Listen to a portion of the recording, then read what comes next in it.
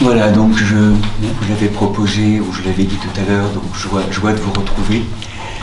Donc à l'issue de tout un chemin pour en tout cas certains d'entre nous qui étaient là régulièrement pendant la Semaine Sainte, pendant le carême précédant la Semaine Sainte. Vous le savez, donc cette année nous avions vraiment voulu densifier l'enseignement en plongeant, c'est le sens du baptême, en plongeant dans un véritable retour aux sources, dans ce tuf ou cet espace tellement bon, tellement incandescent des premières communautés chrétiennes.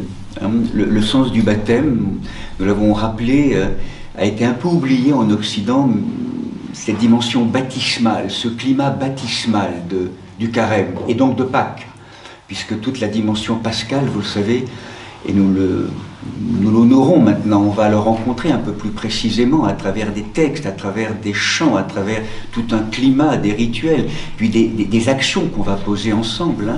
C'est comment intégrer de plus en plus profondément, année après année, ce mouvement de Pâques, Pessar en hébreu, rappelez-vous, Pessar en hébreu, qui est, oui, un passage, quitter la mort, quitter une terre d'esclavage pour aller vers une terre promise, terre de promesse, la Pâque des Hébreux.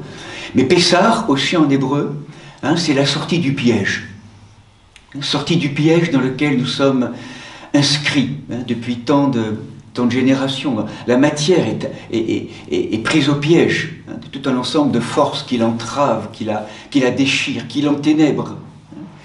Donc la Pâque, c'est vraiment la fin d'un vieux monde. C'est la fin de ce monde, on va le revoir ce matin, de la nuit, d'une nuit symbole de ténèbres, et les ténèbres peuvent être positives aussi, c'est clair, mais en tout cas, symbole de toutes ces forces d'enténèbrement pour aller vers un au-delà, vers un autrement, vers ce que je ne connais pas encore, cette marche, cette Pâque. Et le baptême, du coup, c'est pour ça que c'était un moment privilégié pour tous les catéchumènes qui appelaient, qui attendaient cette migration, cette sortie du moi pour aller vers plus grand que moi, vers l'au-delà du moi, vers la présence du Christ. Le baptême était donc un moment privilégié où tous ceux et celles qui souhaitaient être baptisés, en tout cas particulièrement dans les premières communautés, étaient plongés dans l'eau pour mourir avec le Christ, convertir ce qui n'arrête pas de nous faire mourir au quotidien dans ces corps de mémoire personnels, transgénérationnels, collectifs, muter, convertir tout ce qui nous tue à petit feu, le convertir, l'ouvrir à la lumière pour être ressuscité en Christ, être greffé à cette matière de gloire. C'est une mort-résurrection vraiment très, très profonde que nous vivons lors du baptême. Et donc c'est pour ça que ce moment du grand carême, qui était au départ confiné un peu à une petite semaine, et puis progressivement ça s'est agrandi ce temps jusqu'à devenir 40 jours, était un temps préparatoire. Vous savez donc, on a été accompagné, particulièrement donc on l'avait choisi cette année par cet être de feu qui est Saint Paul.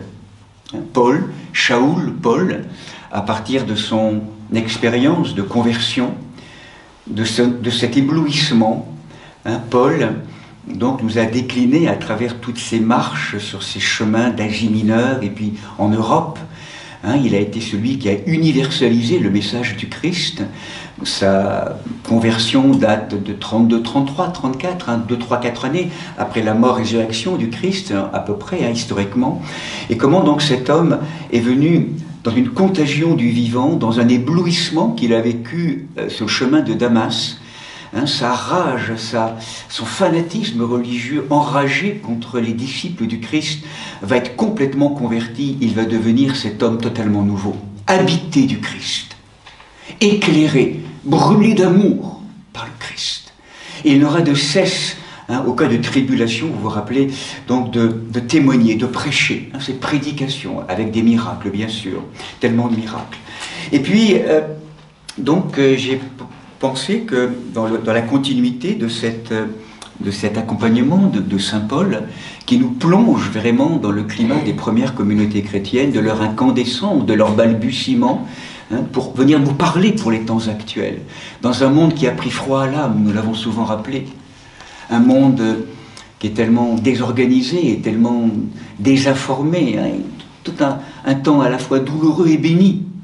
C'est un temps à la fois de ténèbres que nous vivons aujourd'hui, d'enténèbrement à un niveau donné de la matière, ou une révélation, on pourrait dire une mise en lumière des ténèbres. Bon, c'est toujours pour quelque chose de positif, bien sûr, dans la perspective justement de cette résurrection et d'un dévoilement. Mais nous sommes vraiment dans des temps qui sont tellement prégnants et qui nous rappellent vraiment ces premiers temps. Et donc, pour poursuivre, donc, ou pour prendre le relais avec l'évangile, avec donc le grand apôtre des nations qui est Saint Paul, qu'on va d'ailleurs continuer un petit peu à suivre ces quelques jours, je propose de rejoindre Saint Jean. Donc Jean, l'apôtre bien-aimé, vous le savez, Jean l'évangéliste, donc à travers, voilà, nous essayons de trouver des thématiques régulièrement pour accompagner ces quelques jours, pour nous préparer à mieux mourir et ressusciter.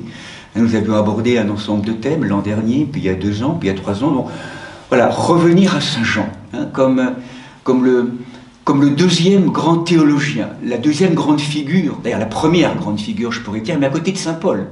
Saint Paul, on pourrait pratiquement le nommer le théologien. Mais Saint Jean est peut-être celui, de manière évidente, qui a peut-être entendu tous ces mouvements de la matière les plus profonds. Celui qui a... C'est l'aigle, symboliquement, l'aigle de Dieu. Cette vision qui voit dans le dedans. Et cette vision, elle est sous-tendue par un amour. C'est peut-être ça qui peut-être peut nous toucher plus profondément encore. Jean n'a pas eu un chemin de Damas aussi spectaculaire, peut-être que Paul, en tout cas, les évangiles n'en parlent pas. C'est peut-être beaucoup plus simple pour Jean. Dans sa pureté, sa chasteté, on pourrait dire, il a peut-être entre 15 et 20 ans lorsqu'il rencontre Jésus. Il est disciple de Jean le Baptiste. Et lorsque Jean le Baptiste voit approcher Jésus sur les bords du Jourdain, Jean est là, pêcheur sur les bords du lac de Tibériade avec son frère Jacques. Jean et Jacques, et puis tous ces pêcheurs qui sont là. En tout cas, Jean est celui qui, lorsqu'il rencontre Yeshua pour la première fois, à travers un chemin de comment s'est passée la rencontre, on en a un pressentiment, tout son cœur le reconnaît. C'est un cœur énamouré de Dieu. Il y a Marie-Madeleine, énamourée de Dieu. Paul, chacun à sa manière. Et Jean, c'est un amour. Son âme est en amour pour le Christ, pour le Seigneur. Et à travers lui, il voit aussi palpiter progressivement les profondeurs abyssales de la divine Trinité. Jean, c'est le grand visionnaire qui nous met en contact avec l'incompréhensibilité de l'être divin. Et donc, Jean, je propose qu'on puisse l'accompagner, qu'il puisse nous accompagner, pendant ces quelques jours, à travers cette rencontre, qu'on approche ces 3 jours de la Passion, ces chemins de la Passion, à travers la version ou la contemplation plutôt johannique. Donc, on se réservera plutôt du chapitre 12 au chapitre 18, 19. C'est 7 chapitres qu'on va donc approfondir, en tout cas dont on va aborder quelques aspects. Encore une fois, pour nous aider simplement à mieux faire nôtre cette expérience que le Christ nous invite à vivre.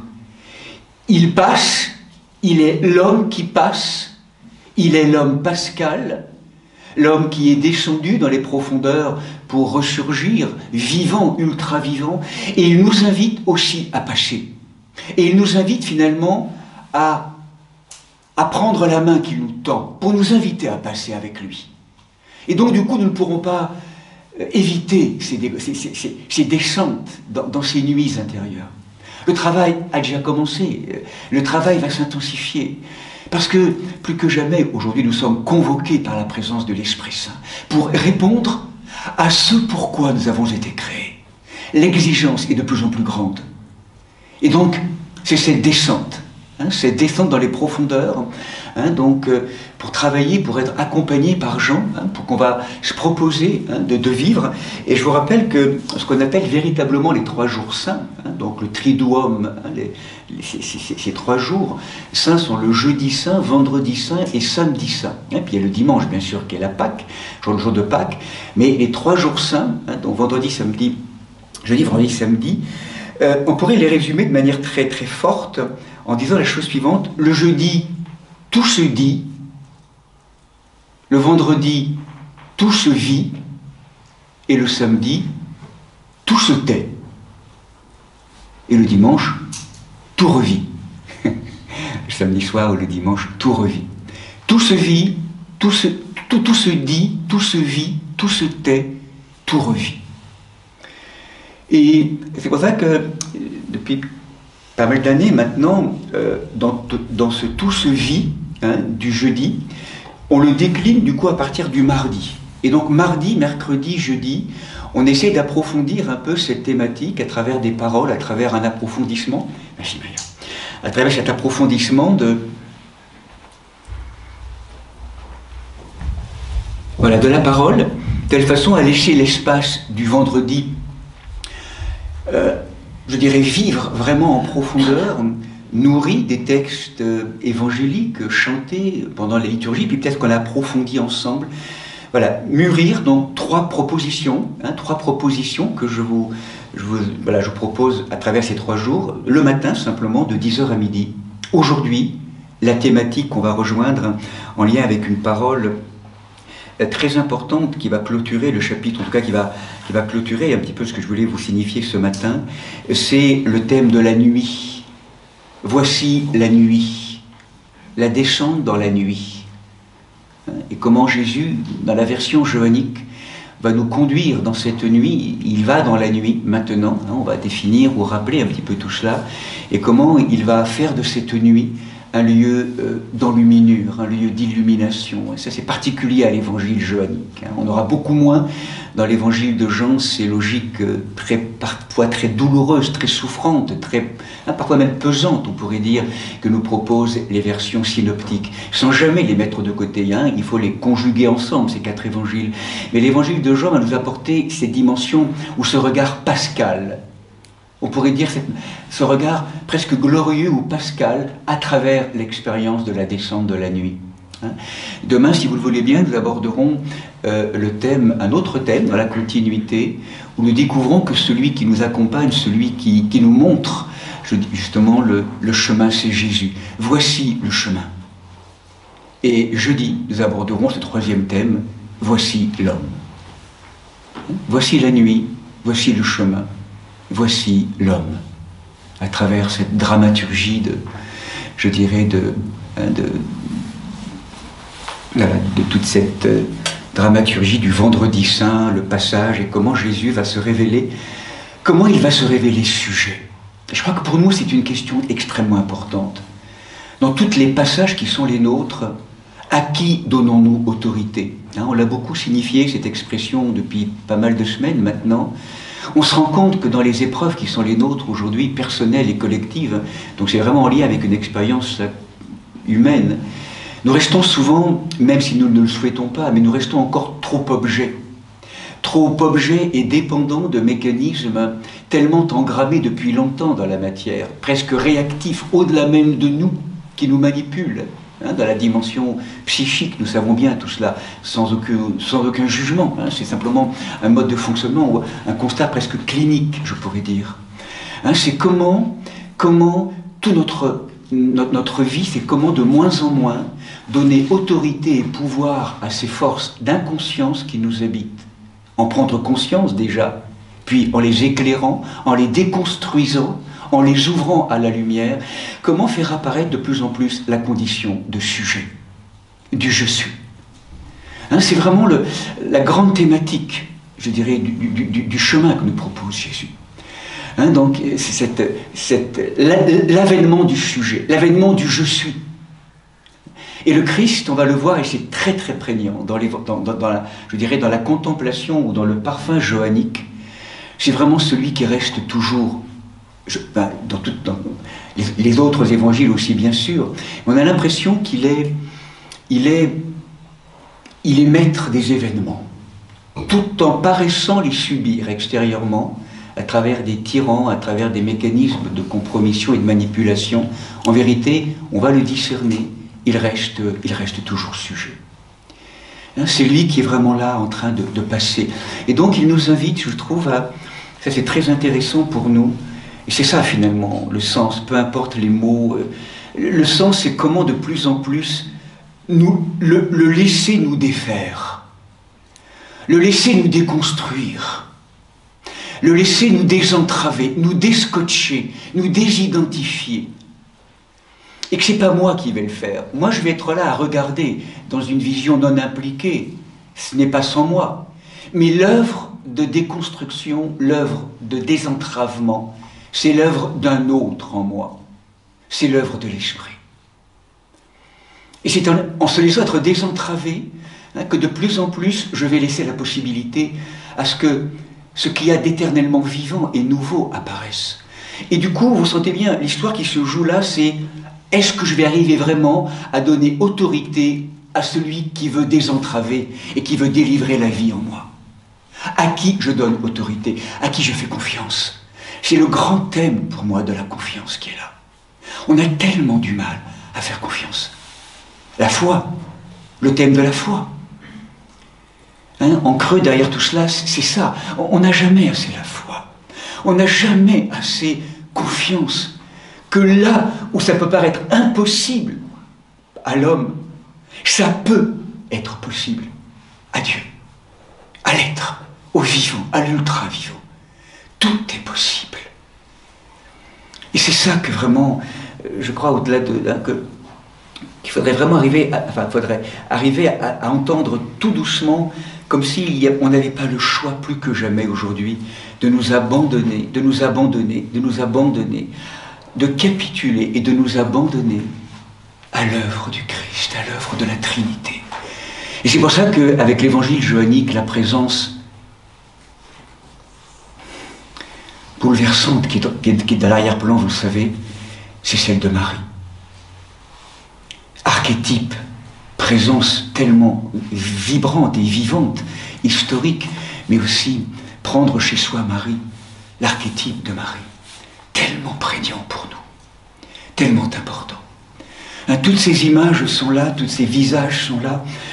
Nous sommes là le matin, voilà, avec les offices, bien sûr que pour nourrir cela, mais chacun d'entre nous, on se propose vraiment, seul et ensemble, sans confusion et sans séparation, tisser de silence, de marcher avec Yeshua et les apôtres et tout ce qui va se passer là, avec le regard johannique, pour vraiment descendre du mieux que nous pouvons, en ayant replacé donc déjà ces quelques propos introductifs qui sont là. Donc, voici la nuit, de manière peut-être plus précise maintenant, en abordant ou forcément en mettant de côté des choses qu'on aurait pu développer, qu'on a développé les années d'avant, donc il y aura peut-être un peu de frustration, peut-être, mais en tout cas, on suit un petit peu ce programme sans qu'il y ait trop de paroles non plus. On se propose une heure et demie le matin, et puis après, avec le temps de silence, les temps de silence. La nuit, parce que, effectivement, après le chapitre, après l'entrée à Jérusalem, donc des rameaux que nous avons célébrés dimanche, il va se passer un ensemble d'événements qui ont été racontés par les évangiles synoptiques, mais aussi par Saint Jean. Et là, pour moi, j'aimerais clôturer ce matin mon propos avec le chapitre 13, verset 30. Rappelez-vous ce thème, beaucoup de personnes, enfin beaucoup d'entre nous connaissent ces textes. Quant à Judas, ayant pris la bouchée, il sortit immédiatement, il faisait nuit. La nuit. Voici la nuit. Donc, le thème de la nuit, on va l'aborder à travers peut-être, le chemin de l'incarnation même du Christ. Le thème de la nuit est un thème, vous savez, est un thème très mystérieux, très, je dirais, avec une nature très ambivalente dans la nuit. On ne rentre pas dans le détail. Je crois que chacun et chacune aurait tellement voilà, de choses à dire ou une narration particulière par rapport à ce que peut éveiller le mot de nuit, hein, ce symbole qui se décline au féminin de l'être, en lien avec l'eau, avec ces forces magnifiques, hein, cette dimension tellement féconde de la nuit, le lieu également de toutes les naissances, de toutes les venues au jour. Hein. On le verra aussi, les lieux de la naissance, particulièrement dans l'histoire du Christ, hein, donc la naissance de Jésus, la nuit de Noël, hein, également la sortie de Pâques du peuple hébreu, la nuit aussi, le livre de l'Exode, hein, qu'on verra également, la résurrection, la nuit aussi, tellement de lieux associés à la nuit, tellement féconds, tellement matriciels, cette nuit matricielle. Hein. Il y eut un soir, il y eut un matin, donc on passe par la nuit pour revenir au jour. Il y eut un soir. Hein. La rencontre avec la nuit est inévitable, hein, puisque c'est en affrontant, en confrontant ou en se déposant dans la nuit symbolique, hein, cette nuit, ce lit de la nuit, qu'on va accéder aux nouvelles naissances, à la nouvelle naissance, au jour nouveau, au jour 1 de la Genèse, hein, régulièrement. Mais là, dans la nuit dont il est question, vous le sentez bien, c'est peut-être une dimension peut-être plus ombragée, dans le sens plus péjoratif, dans le sens plus, je dirais, menaçant de la nuit, où la nuit est aussi le lieu de la clandestinité pour mieux s'enfuir, pour mieux trahir aussi. Nous savons bien, c'est souvent la nuit, hein, que vont se signifier au cœur du monde la vie nocturne, parfois toutes les démesures, hein, là où, pour certains, en tout cas pour Saint Jean, dans beaucoup d'aspects de Saint Jean, la nuit, c'est le monde des ténèbres entravé par les forces diaboliques. La nuit, c'est vraiment ce lieu de ténèbres, ce lieu d'enténèbrement, ce lieu de non-vie, ce lieu mortifère, hein, ce lieu... Hein, parfois, la nuit va être, chez Saint Jean aussi, connotée bien sûr positivement, mais accueillons-la comme ça, un peu comme, voilà, quand l'agent, il dit « il faisait nuit hein, », l'alinéa de la traduction de la Tob, hein, la traduction écuménique biblique, hein, que je vais choisir, rappellera, c'est l'heure de la puissance des ténèbres. Il faisait nuit. Et c'est peut-être dans cet aspect-là, si vous le voulez bien, qu'on va peut-être aborder la question hein, de la nuit. La nuit, du coup, qui est cette nuit dans laquelle nous sommes plongés très clairement de plus en plus, là maintenant, à travers tout le chemin qui est le nôtre. La nuit, effectivement, donc... de l'enténèbrement, et c'est là où peut-être hein, donc cette nuit est, quand nous la rencontrons, hein, ces nuits de l'âme, ces nuits du corps, ces nuits où nous ne savons plus rien, ces nuits où nous sommes souvent, nous, chacun d'entre nous aujourd'hui, convoqués à ces grandes questions, ces grands doutes, ces grandes hésitations. La nuit est pour nous le lieu où souvent nous ne savons plus faire, nous sommes dans la dualité parfois crucifiante, entre quoi et quoi, dans des choix souvent tellement essentiels, et où nous ne savons plus le chemin, où nous sommes confrontés, on le sait bien aussi, à des forces de peur, de terreur, d'anéantissement, hein, de division. Hein, et je crois que là vraiment aujourd'hui, quand on parle de la nuit, c'est plus simplement une réalité un peu, je dirais, évasive. Aujourd'hui, le collectif de l'humanité est en train de rejoindre une nuit. La nuit où va s'enfanter, où est invitée à s'enfanter une nouvelle conscience. Mais nous sommes vraiment là aujourd'hui. L'actualité nous le crie, dans des logiques de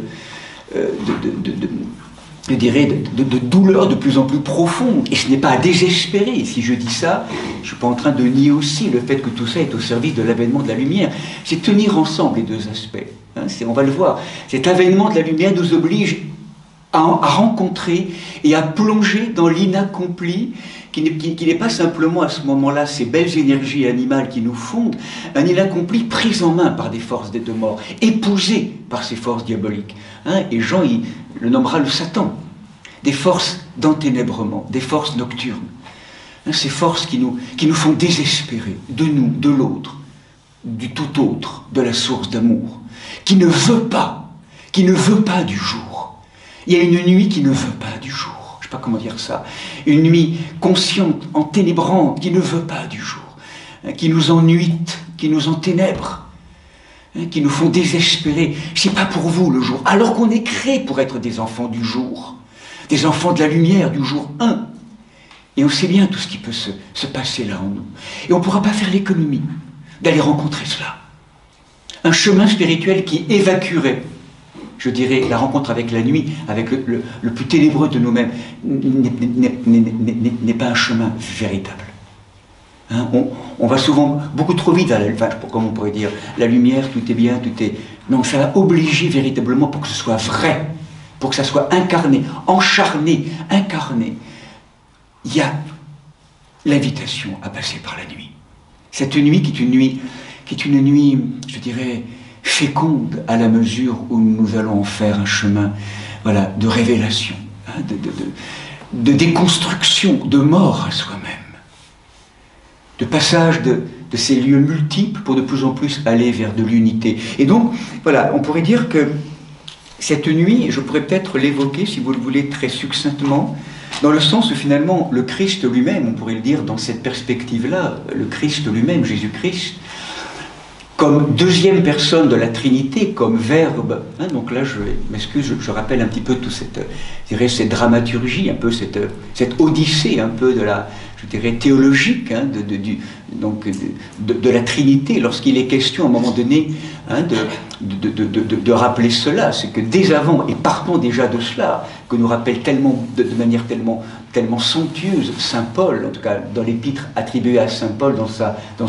dans le commencement, dès avant la fondation du monde, le Père nous a choisis et élus chacun et chacune pour être aimantés, pour être immaculés dans la présence du Christ, son Fils.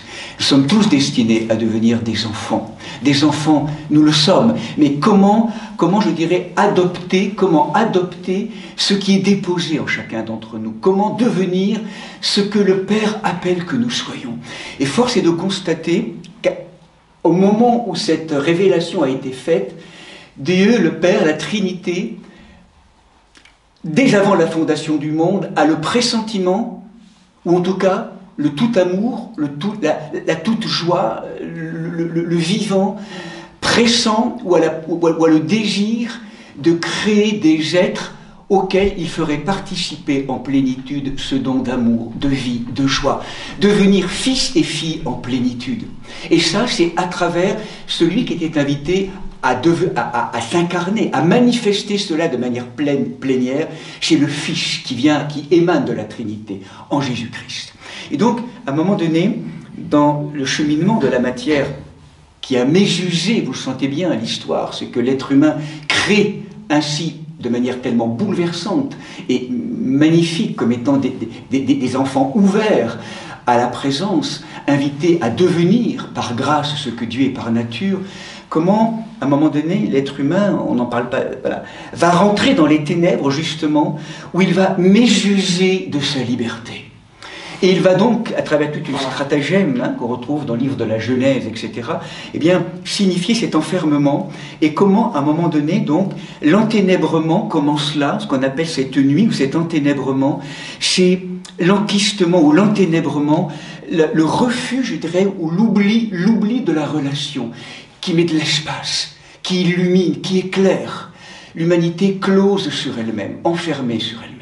Matière entravée, matière blessée, matière rouée de coups, hein, autant d'expressions que vont décrire les paraboles, toute une histoire aussi biblique, qui signifie cette humanité perdue, errante. Et donc lorsque, dans le temps marqué par Dieu, on l'a revu dimanche avec l'Annonciation, il est question de le fiat de Marie, de cette humanité, c'est comme si en elle, élue dès avant la fin, élue aussi dès avant la fondation du monde, dans cette dimension donc de réceptacle de cette terre pure, eh bien, va se manifester en elle l'avènement, l'incarnation de celui qui consent à descendre dans la matière pour la libérer, pour la désentraver de toutes ces forces de mort. Presque même, on pourrait dire, à travers un mot un petit peu étonnant, l'exorciser de ces forces de mort. Cette puissance thaumaturgique, cette puissance vivante. Et là, on retrouve donc le sens, hein, comme si on pourrait dire que cette pure lumière, en descendant dans la matière et les entrailles de Marie, atterrit ou se dépose dès la conception dans un ciel. Les entrailles de Marie, c'est comme au ciel. C'est tout est donné, tout est offert, tout est en amour, tout est libéré, rien n'est entravé, tout est offert en Marie. Il n'y a plus rien qui empêche, il n'y a rien qui empêche l'œuvre de l'Esprit Saint.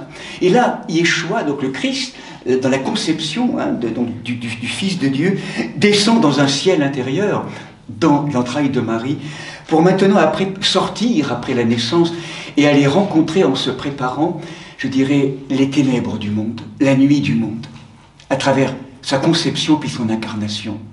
Et c'est pour ça que on fait ce va-et-vient entre Jean et Paul, lorsqu'il est dit « Lui qui est de condition divine », hymne aux Philippiens, rappelez-vous de l'apôtre Paul, cet hymne, cet épître de la tendresse que Paul écrit aux Philippiens, cette communauté particulière pour Paul dans l'histoire. Cet hymne, rappelez-vous, chapitre 2, versets 6-11, « Lui qui est de condition divine n'a pas revendiqué son droit d'être traité comme l'égal de Dieu, mais il s'est dépouillé, prenant la condition d'esclave. Il consent à descendre dans la nuit. Devenant semblable aux hommes et reconnu à son aspect comme un homme, il s'est abaissé et devenant obéissant jusqu'à la mort, traversant toutes les nuits et à la mort sur une croix. Et c'est pourquoi Dieu l'a souverainement élevé. C'est le chant que nous chantons.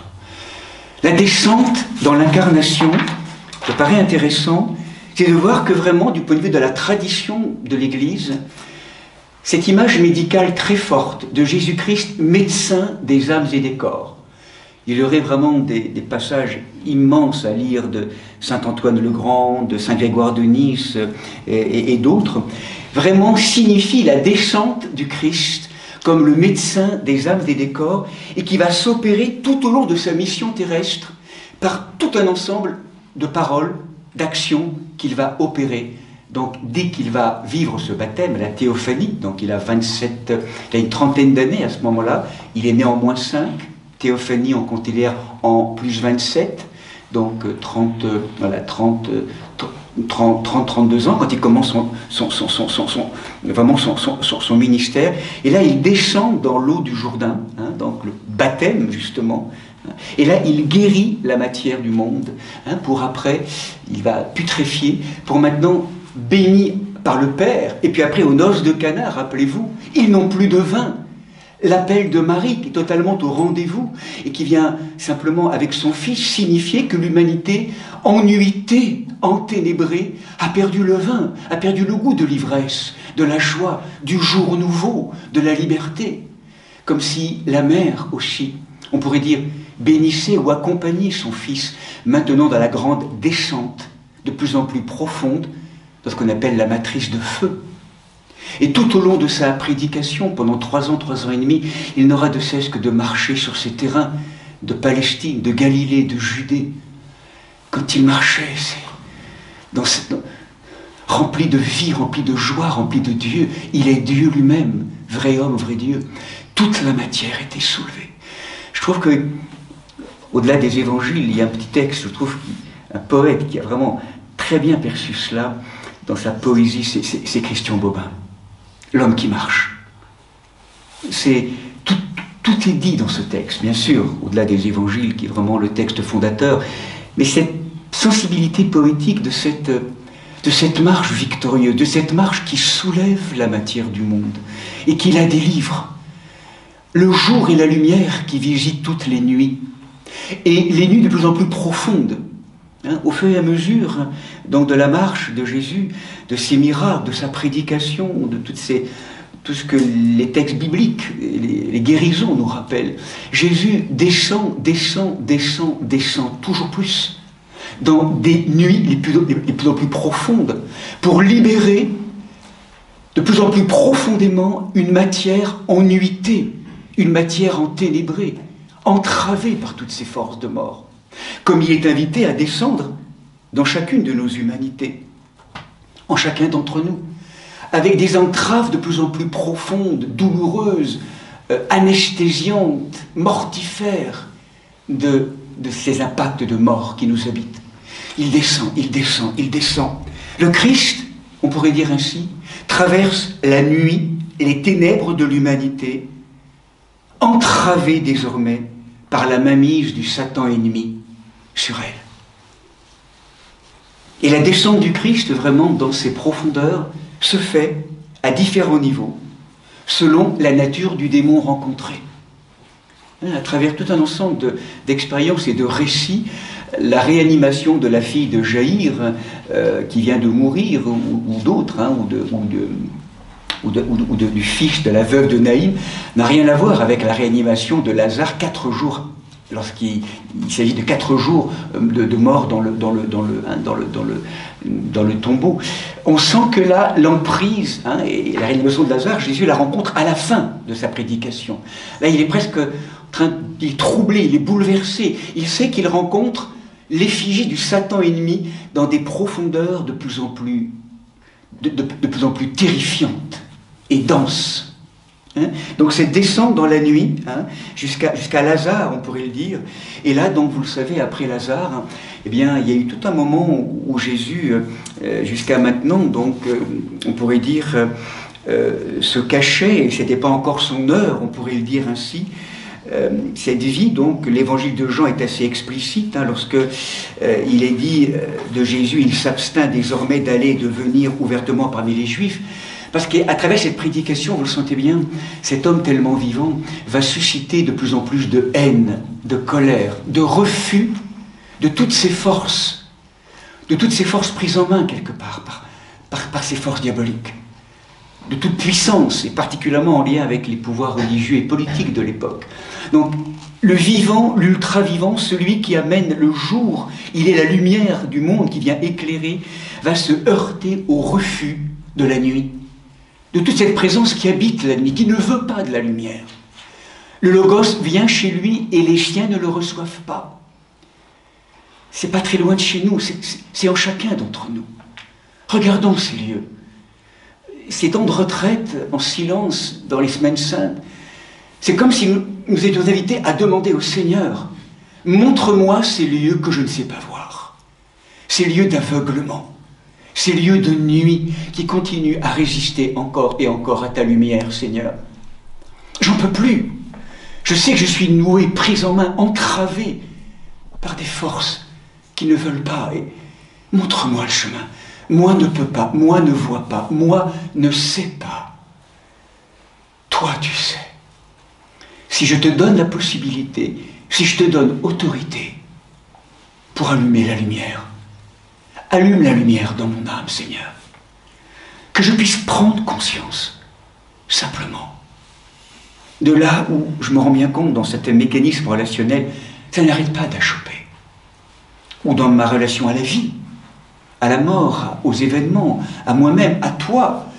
Montre-moi, éclaire-moi, au cœur même de la nuit. Voilà, ça c'est vraiment ce moment, hein, donc, où le Christ, justement, en lien avec toutes ces forces, est invité à descendre. Et les forces ne veulent pas. Il y a des forces qui rabrouent, très puissantes, très hypnotisantes, très fascinantes, qui ne veulent pas à l'intérieur de nous, qui font obstacle. Ces forces alors on pourrait le nommer comme le Satan, dans le sens où c'est des forces, c'est pas forcément des entités inscrites de manière consciente en chacun d'entre nous, mais des forces de résistance, des forces de toute puissance, des forces d'égocentrisme, des forces qui sont là pour survivre et qui ont trouvé une fausse route pour continuer à survivre. En fait, elles cherchent à se ligoter ou à prendre l'histoire en voulant tout maîtriser, tout contrôler, et du coup, elles s'enferment en ayant la prétention qu'elles pourraient se passer de Dieu. Elles se passent de Dieu, elles se croient Dieu en nous-mêmes.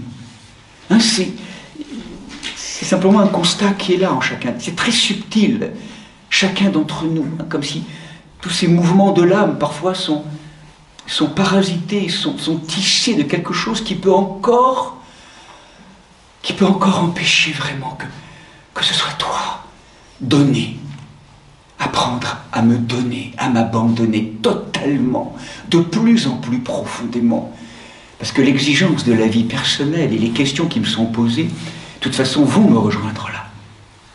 Les questions qui sont essentielles dans ma vie actuellement viennent me rejoindre dans tous ces lieux qui appellent à être ouverts. Moi ne sais pas. Et là, je vais apprendre à découvrir que il n'y a que toi qui sais. Il n'y a que toi qui peux. Le crois-tu? Le crois-tu, Marthe? Que je suis la vie, et la résurrection. Est-ce que tu crois que je peux tout? Malgré toutes les constructions mentales, rationnelles, psychiques, qui reprennent tellement en main facilement, en maîtrisant, place rase à toutes les constructions et identifications. Hein, pour justement, voilà, descendre, et le Christ donc arrive donc dans ces moments où justement il n'est plus question maintenant de, je dirais, de se cacher, ou je pourrais dire même de faire attention. Jésus est un homme qui est aujourd'hui considéré comme, voilà, il y a eu des missives qui ont été envoyées aux synagogues pour signifier que tous ceux et celles qui seront en contact avec le Christ le signalent pour le dénoncer. Il y a vraiment tout un travail énorme de ces pouvoirs politiques qui ne veulent pas, qui veulent arrêter cet homme habité de vie, habité d'amour, habité de joie. C'est insupportable pour les vieux mondes, le vieux paradigme. Et donc c'est là où arrivent les rameaux, vous le savez, et donc, eh bien, ayant donc été jusqu'au bout, arrive ce moment des rameaux, cette fête étonnante, où là, eh bien, Jésus consent parce qu'il sait que c'est son heure, c'est sa Pâque. Il n'est plus question maintenant de fuir. Et donc, à travers cette petite photo, en tout cas, bon, un petit peu schématique, Jésus est là, sur son âne, en fait, hein, et il rentre désormais, maintenant, dans la nasse qui est Jérusalem. Le cœur de toutes les passions, de toutes les tribus, de toutes les haines, de toutes les rancunes. Hein, la joie superficielle, réelle, mais en même temps qui n'est pas arrimée au profond, hein, de tout ce petit peuple qui vient honorer Jésus.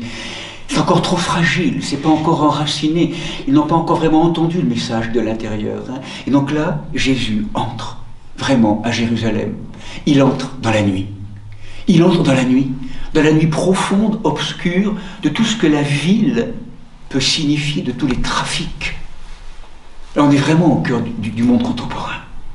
La ville comme lieu de tous les ghettos, de tous les lieux de dépravation, d'oubli, de folie humaine, de violence, de meurtre, de violence de plus en plus, de moins en moins contrôlée, de toutes les logiques de trafic, d'addiction. Tout est là, au cœur du centre noir de la ville, de la nuit.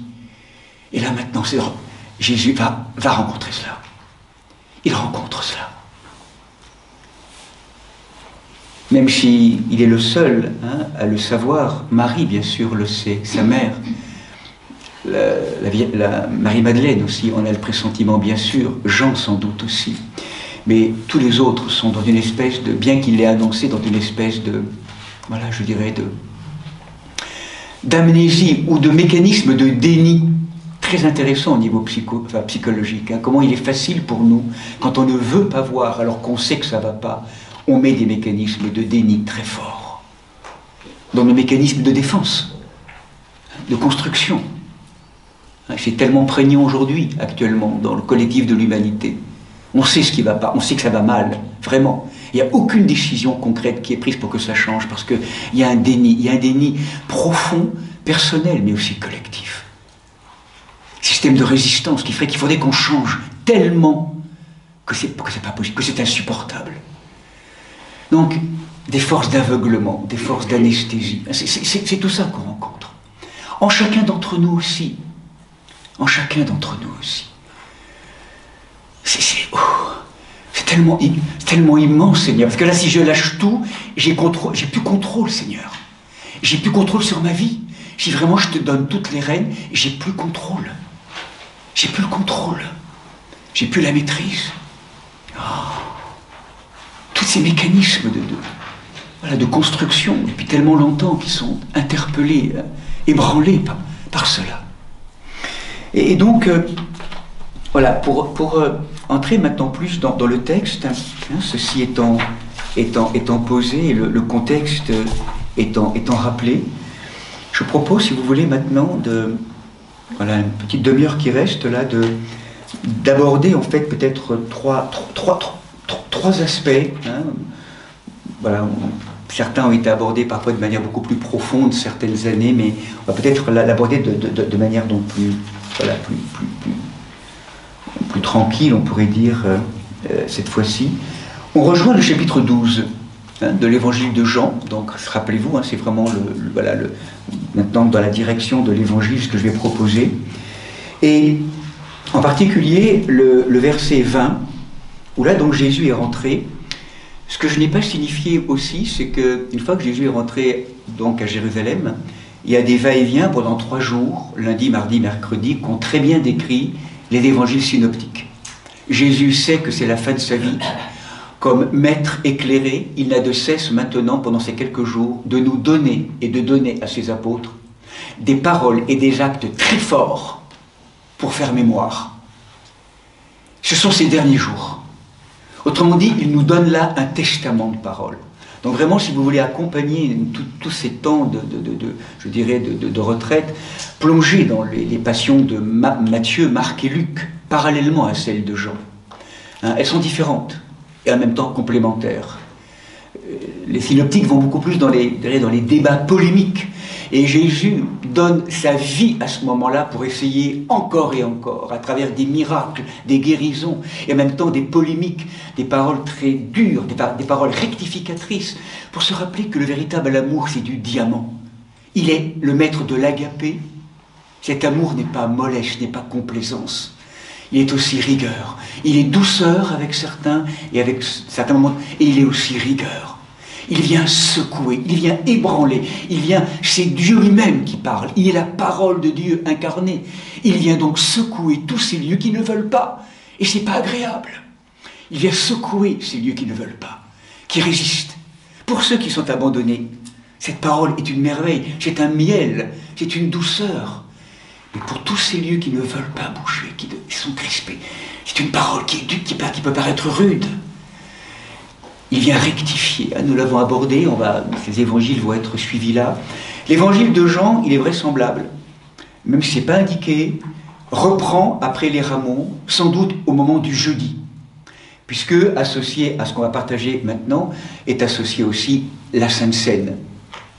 Donc, vraisemblablement, c'est au moment du jeudi que les apôtres, que ce texte qu'on va rappeler, il y avait quelques Grecs qui étaient montés pour adorer à l'occasion de la fête.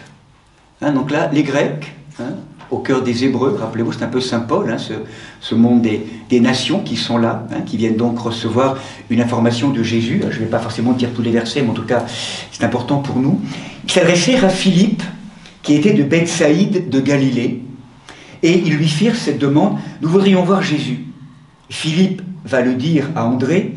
Vraisemblablement, Jésus est entouré de tout un ensemble de personnes. Il est en train de parler dans le temple. Il est très surveillé. Et en même temps, les religieux ne font rien qui puisse mettre en péril, je dirais, un soulèvement quelconque. Donc, une stratégie un peu sournoise pour le prendre plus tard.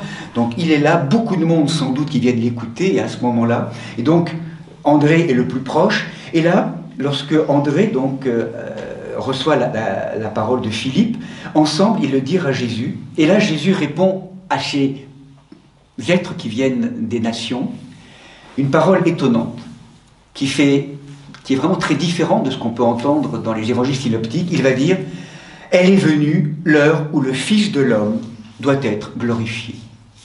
L'heure, c'est un grand aspect de l'évangile de Jean. L'heure, qui peut prendre tout un ensemble l'heure de la vérité, l'heure du message, l'heure donc vraiment où le Fils de l'homme doit être glorifié. Et quand on parle d'un point de vue humain de glorification, certainement que l'heure du triomphe de Jésus était arrivée, mais ils n'ont certainement pas compris que cela pouvait être par le supplice de la croix. Il y a d'emblée dans l'évangile de Jean quelque chose à décliner de bouleversant, qui est l'articulation entre la croix et la gloire. Quelque chose du cœur même de ce qui était à l'époque le plus honteux, le plus humiliant. Comme si là, c'était dans ce lieu-là que Dieu avait choisi pour confondre toutes les sagesses du monde, toutes les richesses du monde. Au cœur même du lieu le plus terrifiant de l'époque, c'est là que Dieu nous déplace pour nous donner rendez-vous. dans ce lieu où, effectivement, eh bien, il va manifester sa gloire. Et quand on parle de gloire, rappelez-vous, le kavod en hébreu, on a souvent la sensation de quelque chose de glorieux, de lumineux et de... C'est vrai, à un niveau donné. Mais la gloire de Dieu, c'est aussi son poids de présence.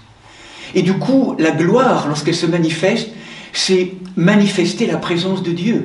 La véritable présence forte, puissante, profonde de cette présence, c'est au cœur de la croix. Et là, nous rejoignons, donc elle est venue l'heure où le Fils de l'homme doit être glorifié. Voilà, et donc là, nous rejoignons vraiment, si vous le voulez, cette bouleversante parole de Paul lorsqu'il est dit, rappelez-vous, la parole ou le langage de la croix est une absurdité pour ceux qui se perdent, mais pour ceux qui sont en train d'être sauvés, pour nous, elle est puissance de Dieu. Où est le sage? Rappelez-vous cette magnifique épître aux Corinthiens, chapitre 1. Les Juifs demandent des signes, toujours à travers une forme de présence glorieuse et puissante de l'être divin. Et les Grecs recherchent la sagesse. Et nous prêchons un Messie crucifié. La croix est vraiment ce moment étonnant où, à travers une pédagogie de l'amour, Dieu nous déplace et vient nous retrouver là où on ne l'entendait pas. Les Juifs l'entendent toujours à travers des manifestations glorieuses et somptueuses et lumineuses. Les Grecs les entendent ou reçoivent la dimension divine à travers des structures de pensée philosophique extrêmement bien ordonnées. Et là, au cœur du lieu le plus déshumanisant, la forme la plus criante du déshonneur et de l'infamie, eh bien, Dieu vient nous donner un rendez-vous à ce niveau-là. Un Dieu de totale surprenance qui vient nous ébranler. Et cette croix, cette pédagogie de la croix, nous l'approfondirons vendredi, est le lieu finalement, et c'est particulièrement thématisé chez Saint Jean, où le lieu le plus douloureux devient le lieu de la manifestation de la présence. Qui est vraiment Dieu? Observez la croix. L'heure est venue de glorifier. Et associé à ça, il nous dit, Amen, Amen, je vous le dis, si le grain de blé qui tombe en terre ne meurt pas, il reste seul. Si au contraire il meurt, il porte du fruit en abondance. Celui qui aime sa vie la perd, celui qui cesse de s'y attacher en ce monde la gardera pour la vie éternelle. Et si quelqu'un veut me servir, qu'il se mette à ma suite. Donc, ce que nous rappelle, à travers ces paroles, Jésus, qu'il rappelle aux Grecs, aux nations et à chacun d'entre nous, c'est qu'il n'y aura pas véritablement de vie si nous ne consentons pas à mourir. Nous l'avons déjà rappelé. Si le grain de blé ne meurt, et en hébreu, ceux qui savent entendre, le grain de blé, bar, on peut aussi se traduire par le fils. Si le fils ne meurt pas, il reste seul. Par contre, ce contraire, il meurt, il porte du fruit en abondance. En creux, Jésus est en train déjà d'annoncer aussi cette dimension de sa propre mort, mais aussi pour chacun d'entre nous, d'entendre que si ces fils ou filles intérieurs qu'on a conquis à un moment donné ne s'apprêtent pas à mourir, nous restons seuls, il n'y aura pas de fruit. Pour véritablement porter du fruit, il va nous falloir passer dans des cycles de mort-résurrection personnelle, intérieure, de consentir à ce grand mouvement. Que la vie du quotidien, les événements de notre vie, les rencontres que nous faisons, les événements que nous vivons, nous obligent à vivre. Et il nous dit, c'est intéressant, celui qui aime sa vie la perd, et celui qui cesse de s'y attacher en ce monde la gardera pour la vie éternelle. Là, c'est intéressant, en grec, vous le vérifierez, le mot qui est là, sa vie, c'est psyché. Celui qui aime sa psyché la perd. C'est-à-dire, celui qui reste identifié au monde psychique, celui qui ne veut pas quitter son monde psychique, qui reste identifié à toutes ces représentations illusoires finalement, à travers des logiques de construction, perdra tout. Perdra toutes ces représentations. Perdra le lien à la vie réelle, à la vie éternelle. C'est vraiment un appel à ce travail psycho-spirituel, celui qui cesse de s'attacher à ces représentations, de s'attacher à tous ces liens mortifères, celui qui cesse de donner pouvoir et autorité à toutes ces forces de l'ombre qui l'habitent, psychiques, uniquement psychiques. celui qui consent à redonner pouvoir à la vie, alors gagne la vie éternelle. Là, on est vraiment à travers ces textes sur tout ce qu'on vient de définir. Hein, cette décrispation, cette décégie, cette décrispation profonde. Je te donne ma vie, Seigneur. Je te donne tout. Je te donne tout. Jour après jour, heure après heure, minute après minute, instant après instant. Avec toi. Dans ce long, long travail de décrispation, de dessaisissement, de désentravement, sorti de toutes les identifications. Si quelqu'un veut me suivre, qu'il se mette à ma suite. Et là où je suis, là aussi sera mon serviteur. Et là arrive ce moment, vous savez, dans le chapitre 12, maintenant mon âme est troublée. Hein, il n'y aura pas vraiment de développement de Gethsémani dans l'évangile de Jean. Par contre, il y a un moment, ici, où même si Jésus apparaît plus souverain dans l'évangile de Jean que les autres évangiles, il y a un moment donné où Jésus, chapitre 12, verset 27, « Maintenant mon âme est troublée », comme à Gethsémani. On est le jeudi, hein, vraisemblablement dans la journée, juste avant la Sainte Seine. Littéralement, le mot grec qui est là, mon âme est bouleversée. Ah, voilà. Cet homme, cette humanité qui apparaît, cette humanité. Mais que dirais-je? Père, sauve-moi de cette heure. Mais c'est précisément pour cette heure que je suis venu. Il y a quelques aspects de Gethsémani qui est là. Hein, fasse que cette coupe t'éloigne de moi. Hein, déjà dans quelques heures auparavant, dans la version de Saint Jean. Père, sauve-moi de cette heure. Le secret de Jésus, on va le voir, dans la nuit, dans tous ces lieux de nuit qui nous disloquent, qui nous diabolisent, qui nous déchirent. Le secret de Jésus, du Fils, c'est de rester en contact toujours avec son Père, avec le Père céleste. C'est pour ça qu'il est tellement important de bien vérifier aujourd'hui notre lien, nous, avec le Père céleste, aussi, avec la source d'amour. De travailler à une profonde réconciliation avec la source d'amour. Et ces images du Père, hein, que nous pouvons avoir à travers des logiques souvent douloureuses, difficiles. C'est l'histoire finalement de chacun. Mais toute la stratégie diabolique, vous le savez, on l'a vu lors des tentations dans le désert, mais dans chacune de nos vies, c'est de nous dissocier et quelque part de nous isoler de toute relation avec la source. Et là, bien isolé et dissocié, en perdant contact complètement avec la source. Là, on est complètement l'objet de tout un ensemble de forces, de terreur, on est insensé. Hein, le sens de ces vierges saute ce matin, le mot saute, c'est insensé. Elles ont perdu le centre. Quelque chose qui a perdu le centre, hein, qui est insensé, qui a perdu quelque chose qui finalement n'entend pas dans la vigilance aussi la prise de soin qu'elles auraient dû avoir à faire attention à l'huile, hein, bon, tout un ensemble de choses par rapport à cette parabole. Mais nous, c'est vraiment la fonction dissociative est très puissante, hypnotisante et fascinante. Elle nous sort de la relation filiale. Père, c'est ce que dit Jésus, sauve-moi de cette heure. Sauve-moi de cette heure. Père. Et là, alors, une voix vient du ciel. Je l'ai glorifié et je le glorifierai encore. Une voix majestueuse, étonnante, qui nous montre la relation entre le Fils et le Père. Hein. On n'a pas toujours tendance un petit peu, on croit que c'est un petit peu inventé tout ça, mais c'est quelque chose qui vraiment a existé. Il y a une espèce de voix étonnante, bouleversante, qui vient secouer tout le monde, l'a entendu. Hein, puisque Jésus dira, la foule qui se trouvait là, qui avait entendu, disait que c'était le tonnerre, d'autres disaient que c'était un ange, et Jésus reprit la parole, ce n'est pas pour moi que cette voix retentit, mais bien pour vous. C'est maintenant le jugement de ce monde, maintenant le prince de ce monde, le principe de ce monde, de la nuit, des ténèbres, va être jeté dehors. C'est un exorcisme pratiquement. Bon, en nuançant ce mot, hein, qui parfois est un petit peu dans des pratiques un peu thérapeutiques, en tout cas d'exorcisme, mais le Satan va être jeté dehors. C'est ce qui va se passer. Dans le principe, le Christ sur la croix, son œuvre est de venir déloger le Satan devenu ennemi du faux époux ennemi à qui on a donné toute autorité. et lui remet de l'ordre, le Christ.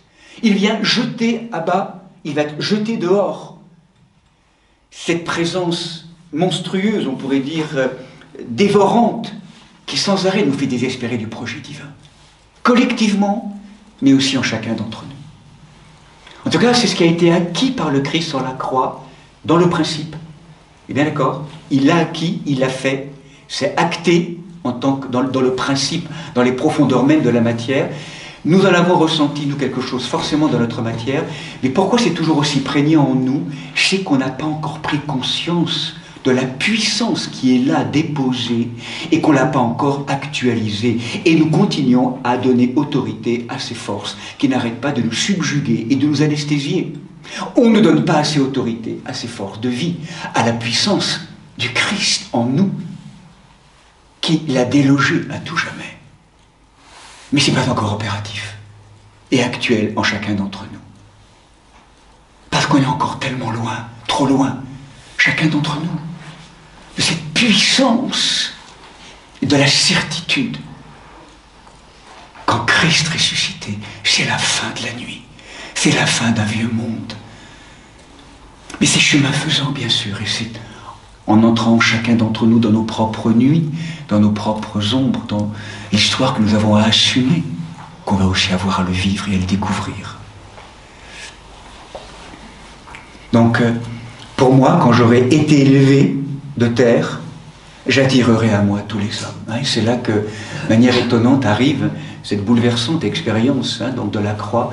Et là, à travers cette parole, ce qui est très intéressant, c'est que la notion de la croix, de l'élévation, est associée à la glorification. Ce qui est unique dans l'évangile de Jean.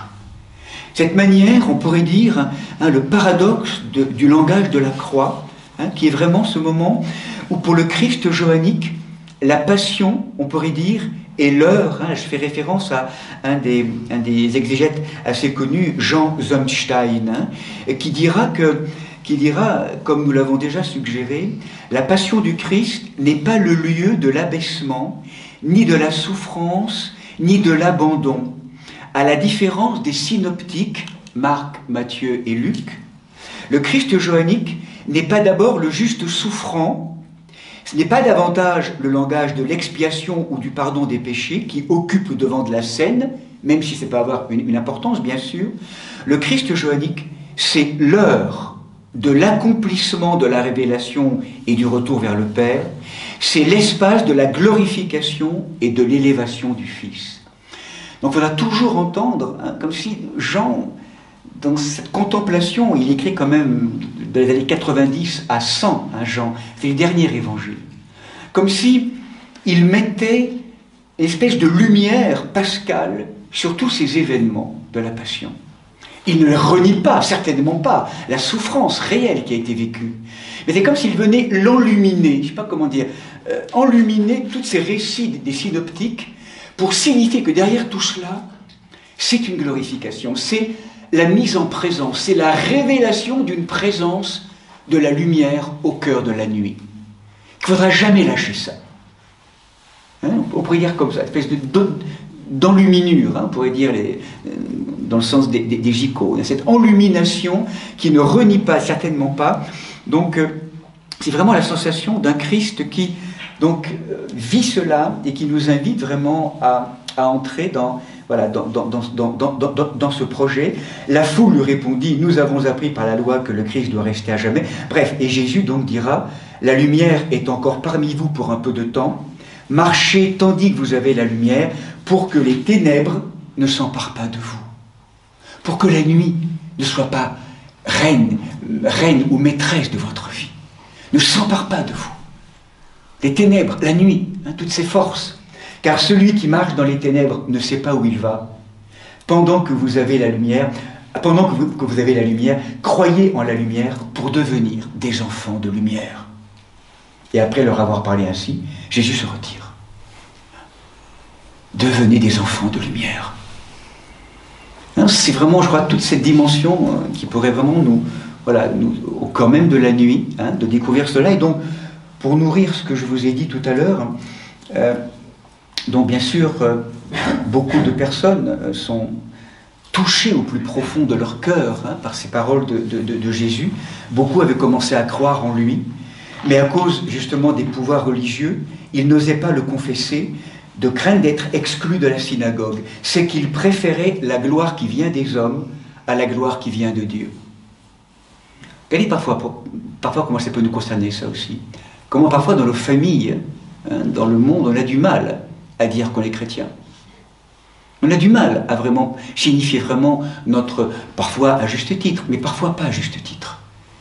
Parce que c'est le candidaton, ou c'est, pas comment dire, ou la notion, on a du mal à assumer, je dirais, pas comment dire. On a du mal à assumer, et peut-être qu'à un moment donné, pas de manière prosélyte, certainement pas, mais en tout cas d'assumer véritablement que ce que les hommes pensent de moi, à la rigueur, franchement, c'est les épreuves sont là pour nous faire apprendre tout doucement à nous détacher du regard malveillant, mais aussi bienveillant, très piégeux, parfois aussi un peu idolâtre sur chacun, sur nos personnes. Comment tout ça n'a pas vraiment d'importance, en fait. C'est pas là qu'on est attendu. Et là, on peut être longtemps piégé par ces regards-là. D'agir toujours en fonction de ce que l'autre veut. La grande liberté à laquelle nous invite le Christ. Voilà, c'est que la seule présence à laquelle on a à rendre compte, c'est à toi, Seigneur. Est-ce que je suis juste par rapport à toi? Par rapport aux autres, c'est pas à la rigueur important, c'est d'abord par rapport à toi. Je sais par rapport à toi, forcément, ça sera juste par rapport aux autres, qu'ils l'acceptent ou pas. Mais ça sera juste par rapport à toi. Et c'est l'essentiel de ma vie. De pouvoir être libéré de tous ces lieux souvent de négociation, ces lieux qui sont là, encore une fois.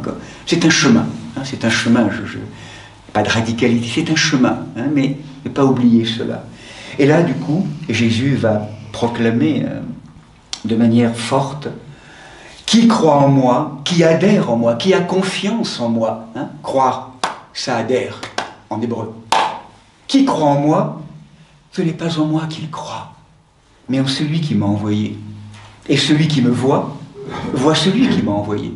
Oh, ce lien avec son Père, c'est indissociable. Moi, la lumière, je suis venu, moi, la lumière, je suis venu dans le monde. On pourrait le traduire avec Jean, je suis venu dans la nuit. C'est pareil, plus ou moins.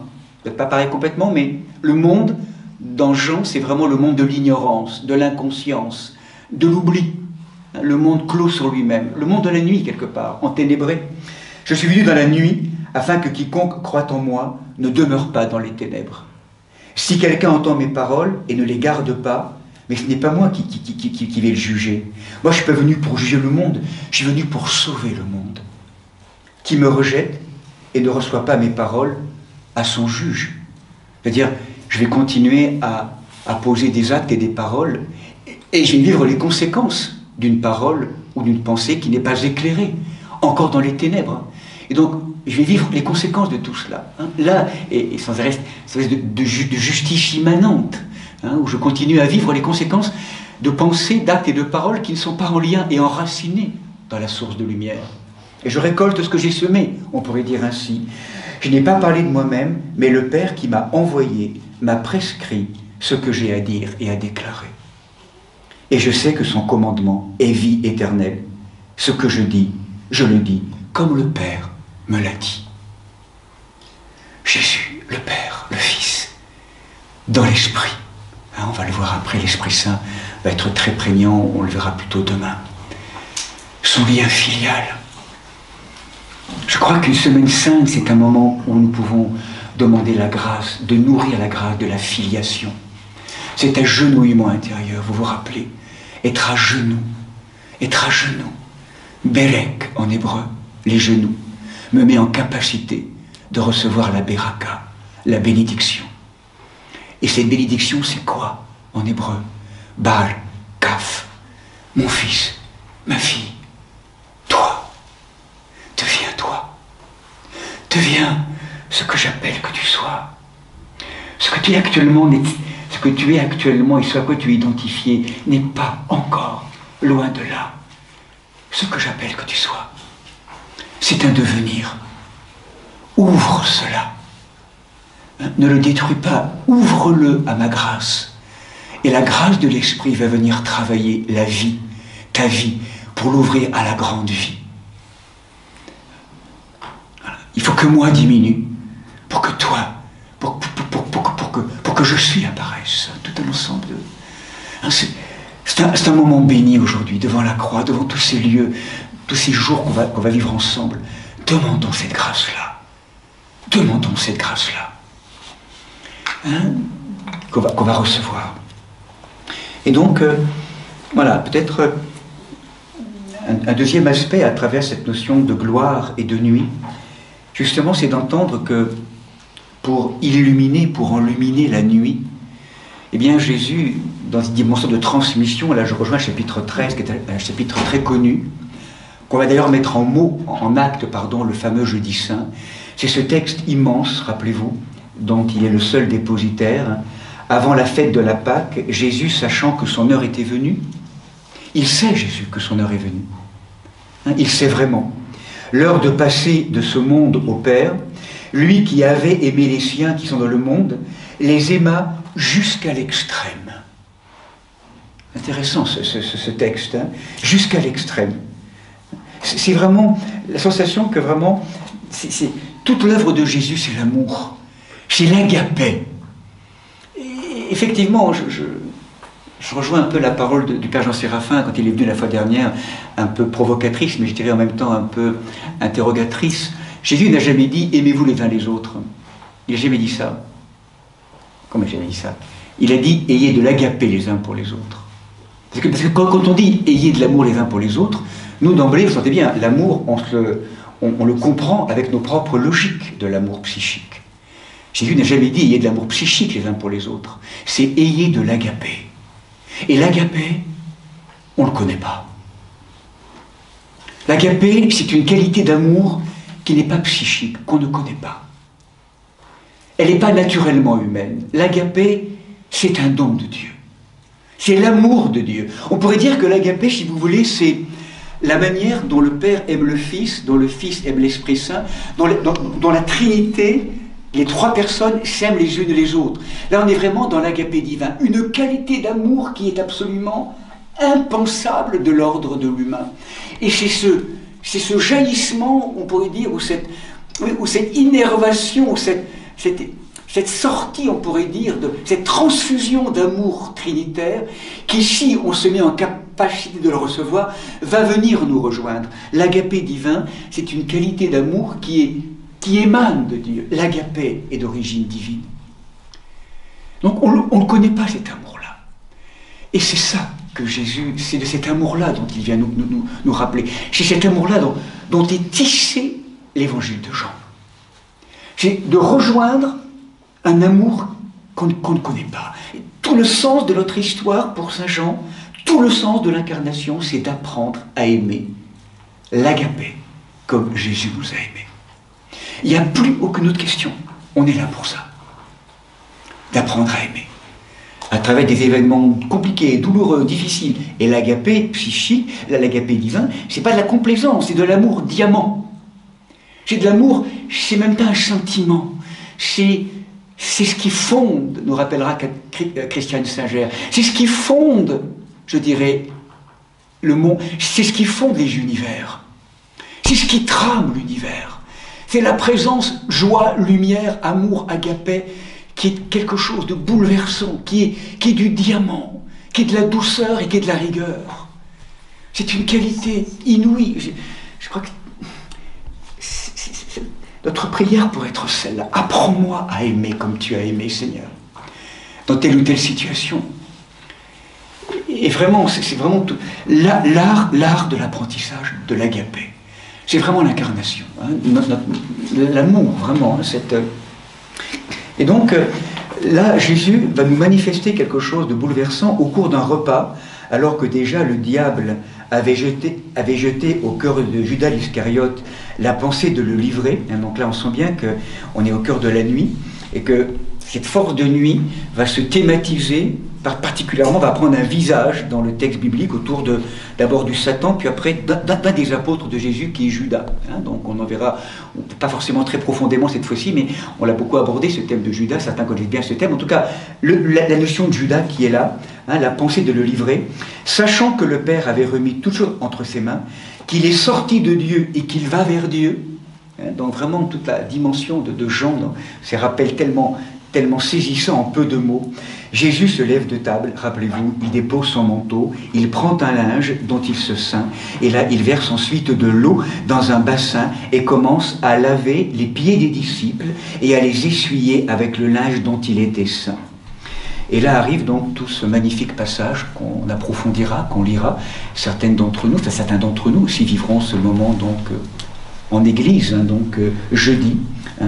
Tout ce moment donc où, rappelez-vous, donc il savait en effet qui allait le livrer, donc il lave les pieds, geste absolument incroyable qui était dévolu à l'époque, dans le monde de l'époque gréco-romain, donc aux esclaves qui lavaient les pieds, au maître. Et là c'est le maître lui-même qui va venir laver les pieds à tous ses amis, et même à celui qui va le trahir, peut-être même le premier.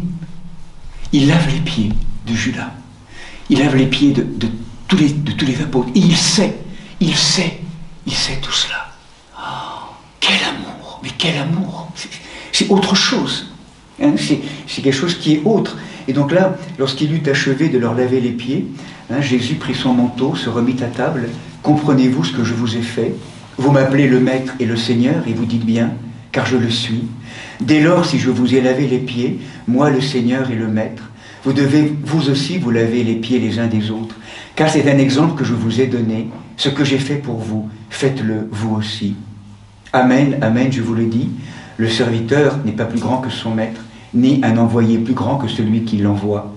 En sachant cela, vous serez heureux si de moi vous le mettez en pratique.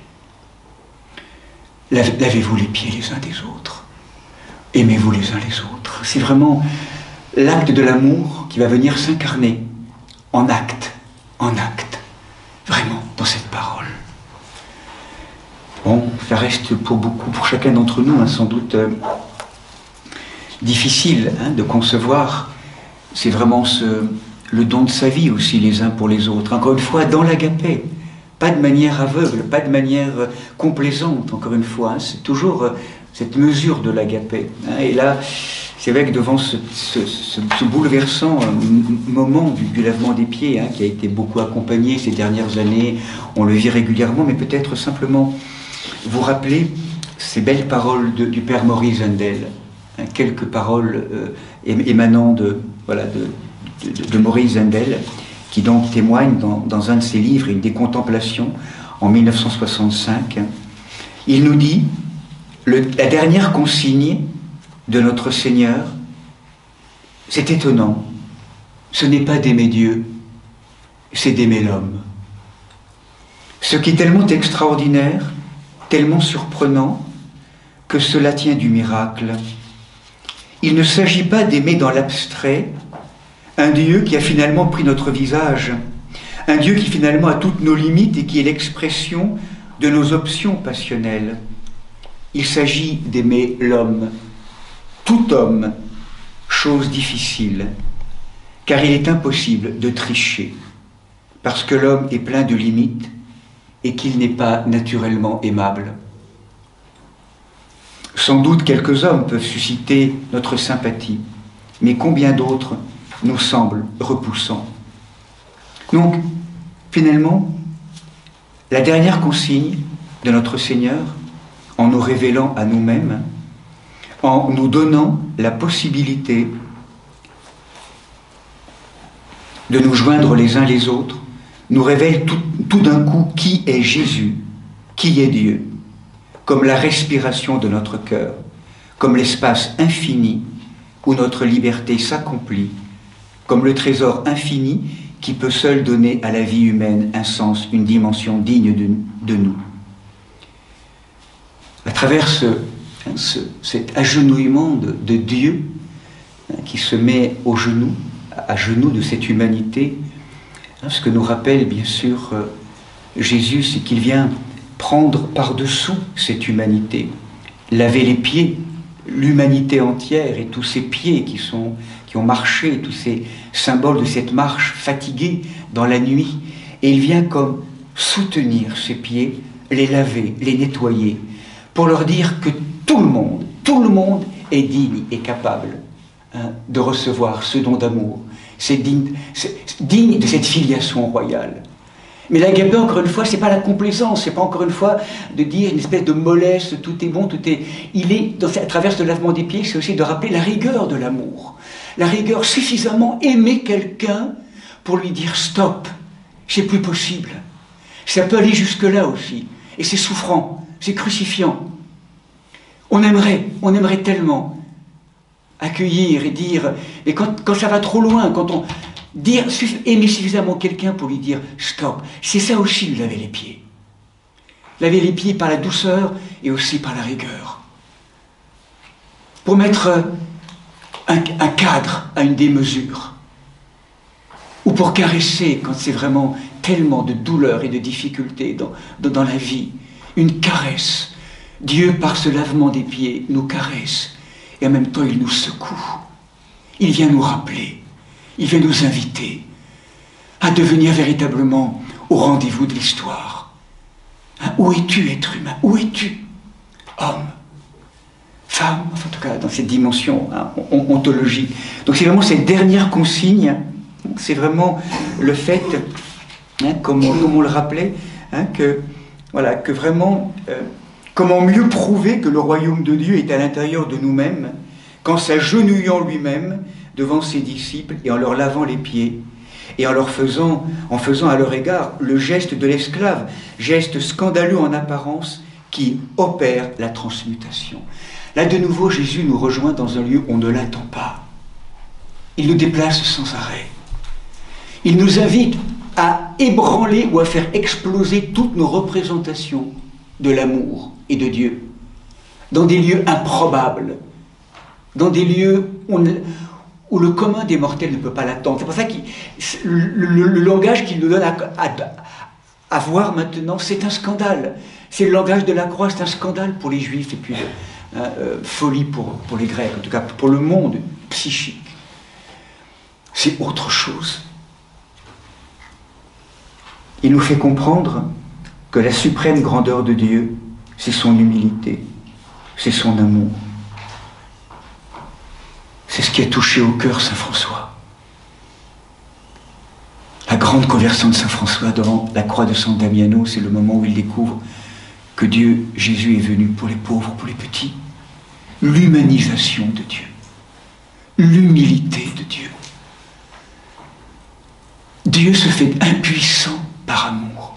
Sa toute-puissance, c'est son impuissance. Il est mis à nu. Ce lieu pauvre, ce lieu, c'est bouleversant, ce lieu à genoux devant l'humanité. C'est vraiment Jésus à genoux renverse toutes nos grandeurs d'orgueil et nous conduit tendrement à l'apprentissage de la vraie grandeur.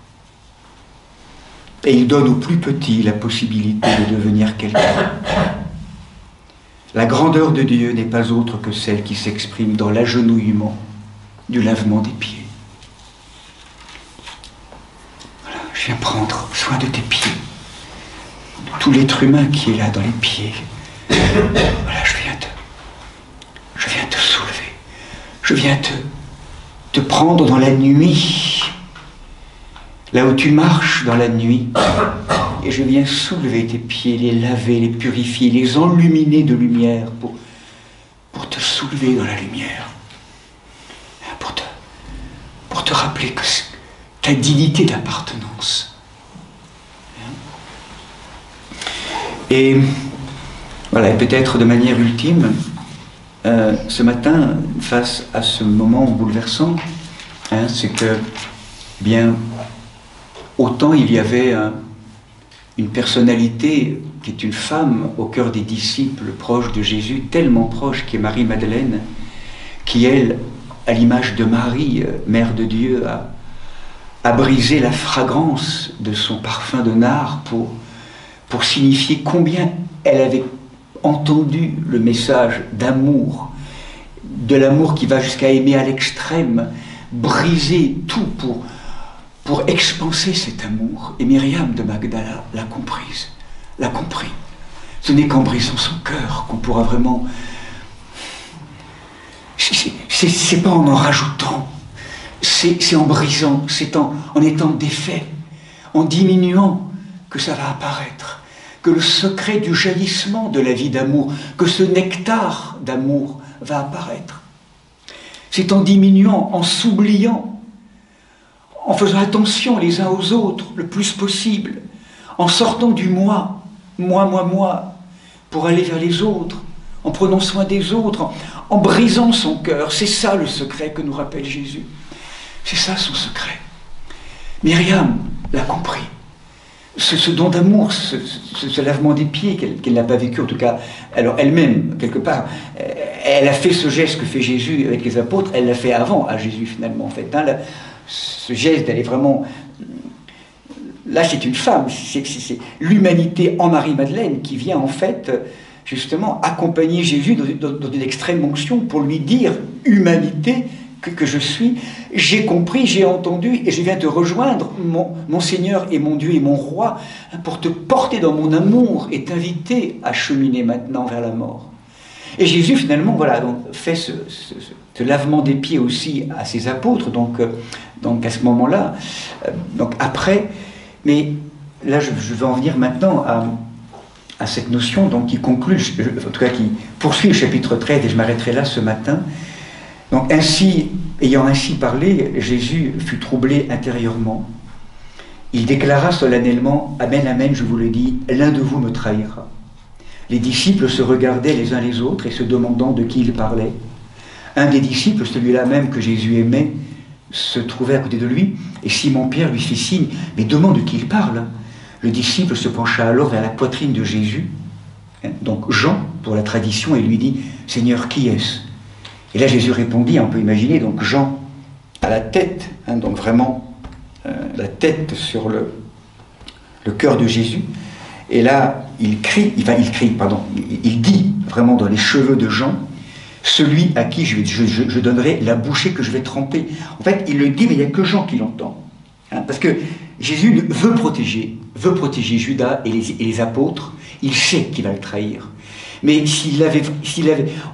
on n'a pas assez entendu à quel point Jésus va être obligé de protéger Judas de ses apôtres, parce que si les apôtres, alors que les apôtres savent très bien, mais toujours Jésus a demandé en fait à prendre soin des relations, et si les apôtres ont le pressentiment que c'est Judas et ont la certitude, ça peut très mal se terminer. Donc du coup Jésus protège aussi Judas, et donc il dit simplement à Jean, à qui il a déjà dit ce mystère, en tout cas cette trahison, et sur ce, Jésus prit la bouchée qu'il avait trempée, et il la donna à Judas, fils de Simon.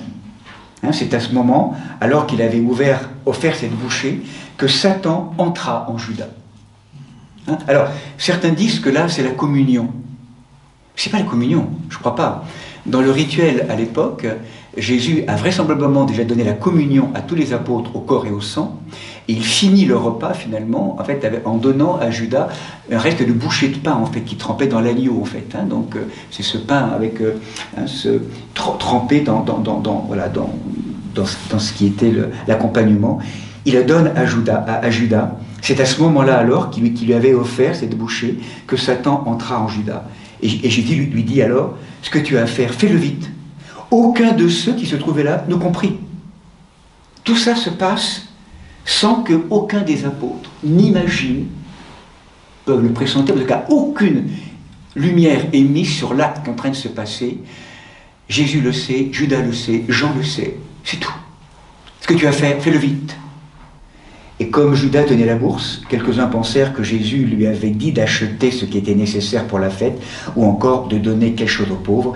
Quant à Judas, ayant pris la bouchée, il sortit immédiatement, il faisait nuit. Donc là, on termine avec, on pourrait dire, ce thème immense qu'on avait beaucoup abordé les dernières...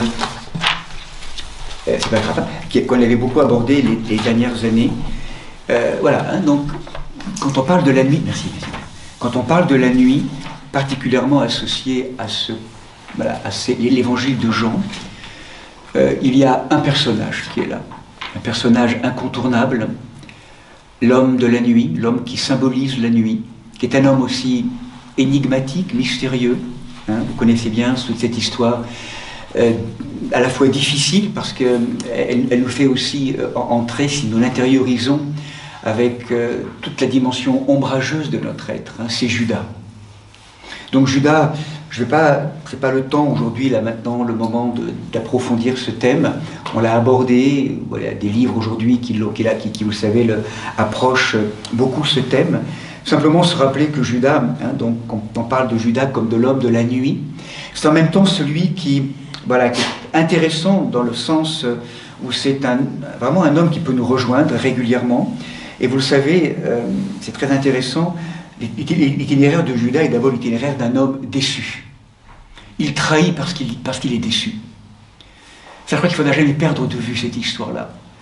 Hein, en rejoignant des lieux de trahison également que nous avons vécu, et nous avons pu aussi nous-mêmes parfois être traîtres, c'est toujours à travers des logiques de déception, d'immenses déceptions. Jésus, tout au long de sa prédication, a essayé de rectifier Judas dans cette vision qu'il avait très zélote d'un Jésus et d'un Messie triomphant qui allait mettre à bas tous les pouvoirs de l'époque. Et donc, chemin faisant, Jésus, rejoignant plutôt cette intériorité, ne va absolument pas être compris par Judas. Hein. Et donc Judas, même si par moments Jésus va, répondre à l'attente de Judas dans les projections extérieures, en se faisant tout puissant, par moments, en tout cas par sa colère et par ses miracles, par sa gloire, et par moments, en particulier lorsqu'il va recevoir cette onction de Marie-Madeleine, en se faisant un petit peu efféminé, comme on peut le pressentir, une dimension, je dirais, très méprisante de Judas à ce moment-là, dans beaucoup d'aspects, eh bien, c'est un homme qui est déçu. En fait, il y a toute une phase intéressante en Judas d'idéalisation d'un Messie, où il est peut-être même d'ailleurs celui qui va peut-être le plus aimer Jésus à un moment donné, tellement il projette sur lui quelque chose de totalement illusoire, idéalisé, qui n'est pas du tout le Messie qu'il est. Ça c'est important pour nous parce que beaucoup, chacun d'entre nous, dans certaines situations où des personnes, on est vraiment dans cette logique-là, d'idéalisation, d'illusion, de projection extérieure, hein, vraiment. Et comment Jésus, donc, voulant casser ce processus, eh bien, va briser cette espèce d'idole que Judas a créée. Judas s'est créé une idole d'un Messie. Il ne voit pas Jésus tel qu'il est. Hein, et Jésus n'aura de cesse que de le décevoir, jusqu'à ce qu'à un moment donné, eh bien, ce qui va se passer, c'est que tellement déçu, trahi, eh bien, il va passer par l'appréhension négative de Jésus, jusqu'à, vous le savez, eh bien, le trahir. Hein. C'est très intéressant, encore une fois, nous avons beaucoup abordé ce thème de cet homme qui va être piégé par la nuit, que Jésus va régulièrement essayer de reprendre, et parce qu'en même temps, il a un psychisme très torturé, très tourmenté, vraiment de manière évidente d'une toute puissance qui est là, qui n'a pas pu se donner véritablement à l'être divin. Eh bien, on pourrait dire ainsi, à cette résonance, cet homme déçu, mais cet homme aussi finalement qui va vivre une espèce d'initiation, et où là, Jésus étant la lumière passant dans le monde et éclairant les êtres, Judas progressivement va de plus en plus se refermer, et en fait va vivre comme une initiation à rebours, et il va être de plus en plus nuité avec la présence du Christ. C'est comme si la présence du Christ le mettait en telle difficulté de compréhension et de difficulté à l'ouverture, on pourrait dire, de ses propres profondeurs, qu'il va de plus en plus se fermer dans une certitude qu'il a raison, dans une certitude également de sa déception, et donc le couteau, hein, vous le savez, va se projeter à l'extérieur, n'ayant pas pu ou n'ayant pas su faire œuvre mal, dirions-nous de manière contemporaine, en pénétrant ces animaux intérieurs, n'ayant pas su faire, n'ayant pas l'humilité peut-être de le faire, je ne sais pas exactement quelle peut être la typologie profonde. En tout cas, il va projeter cette souffrance et cette colère vers l'extérieur d'abord, en manigançant et en étant très de mèche pour une trahison de cet homme qu'il a tellement aimé, qui est Jésus, cette trahison. Et en même temps après, vous le savez, non seulement cela, et la conséquence de ça aussi, c'est que le poignard, il va se le retirer contre lui-même. Le couteau, l'épée, il se la retourne contre lui-même. Devant la prise de conscience de ce qu'il a fait, et là, il va être... Là, il faudrait revoir cet évangile synoptique, hein, il va être absolument pas du tout accueilli par les prêtres, enfin, il peut y avoir des conséquences, des circonstances éventuellement de non-accueil atténuantes, mais ce qui va être donc encore cette initiation à rebours, c'est qu'aussi en ayant trahi, il va aussi s'enfermer en refusant la possibilité de la miséricorde de Dieu. Et ce qui l'enferme de plus en plus. Et c'est peut-être, diront certains, le lieu de la plus grande nuit de Judas. C'est bien sûr la trahison, peut-être, mais surtout aussi qu'il est tellement enfermé dans la nuit qu'il n'entend absolument plus la possibilité de la miséricorde et de la recréation de Dieu. S'il avait pu, s'il avait su pouvoir faire se retourner. Et là, vous savez donc ce moment où, donc, en tout cas à travers certaines approches, Judas donc se serait donné la mort, hein, dans une forme d'autopunition, hein, de tribunal intérieur. Hein, il se donne la mort, hein, donc face à son idéal de justice, cet homme démesuré, hein, dont, je dirais, dans cette espèce d'enfermement fatal de l'ego, hein, et c'est là où on le sait bien, des forces de mort, des forces diaboliques peuvent venir surenchérir et parachever l'œuvre d'enfermement. Blessure psychique immense, de reconnaissance peut-être en Judas, en tout cas d'une forme de toute puissance, quelque chose qui n'a pas consenti à cette ouverture et qui est vraiment la porte ouverte à ce que des forces diaboliques viennent le rejoindre. Toujours la dimension psycho-spirituelle qui est là. Le psychisme tourmenté, torturé, je dirais non ouvert, en tout cas pas assez ouvert, hein, sans doute encore trop puissant, très extérieur, hein, très clairement, qui n'a pas vraiment rencontré ses profondeurs, qui n'a pas pu, qui n'a pas su, qui n'a pas voulu, hein, on ne sait pas exactement, en tout cas un lieu de, je dirais, dans ce féminin de l'être, qui n'a pas été rencontré très clairement, Judas, hein, qui reste dur, qui reste à l'extérieur, espèce de religion extérieure, qui n'a pas été évangélisée à l'intérieur. Bon, il fallait que ça se passe comme ça, diront certains. C'était la notion de cette présence qui était là aussi. Il fallait, voilà, donc là aussi, il n'y a rien à juger, il y a simplement tout un constat qui est là. On pourrait beaucoup, vous le savez, le partager, le décliner. En tout cas, effectivement, c'est celui qui... c'est celui qui, effectivement, c'est par lui que les Écritures s'accomplissent, en tout cas c'est ce qu'il fait, c'est pour que les Écritures s'accomplissent. Et donc la fonction de la trahison, hein, de Judas, vous savez, donc, est vraiment à un moment donné de révéler, hein, c'est le livreur de la lumière. Il livre Jésus à Satan. Il livre Jésus, hein, le livré, la nuit où il fut livré, hein, la nuit de la livraison. Il livre, il trahit. Il livre par ce baiser, hein, et tout le symbole que ça peut signifier là. Il livre donc, Jésus à toute voilà, tous ces êtres qui sont là, habités, hein, qui n'ont qu'un désir maintenant, c'est de projeter sur Jésus, sur l'innocent, en tout cas sur Jésus, toute la violence qui, vous le savez, dans les prochains jours, en particulier de cette nuit-là, cette fameuse nuit du jeudi, jusqu'au vendredi sur la croix, n'aura plus aucune limite. Aucune limite. C'est le déferlement d'une violence sauvage, inouïe, qui n'a plus aucune limite à ce moment-là. Dès Gethsémani, il est passé partout. Il est passé partout. Passé partout. Tout. Ce qu'un être peut vivre. Les tortures, tout. Il fallait, au fond de la nuit, traverser la nuit. Mais ce que personne ne sait aussi finalement, c'est que Judas livre Satan aussi à Jésus. C'est-à-dire que, en assumant cela, et là aussi encore une fois, en manifestant une action que personne n'aurait pu attendre, c'est que c'est en descendant dans la mort, en le jonchant de taches de lumière, qu'il va donc traverser la mort. Et par cela même où la mort avait été victorieuse, elle va être vaincue.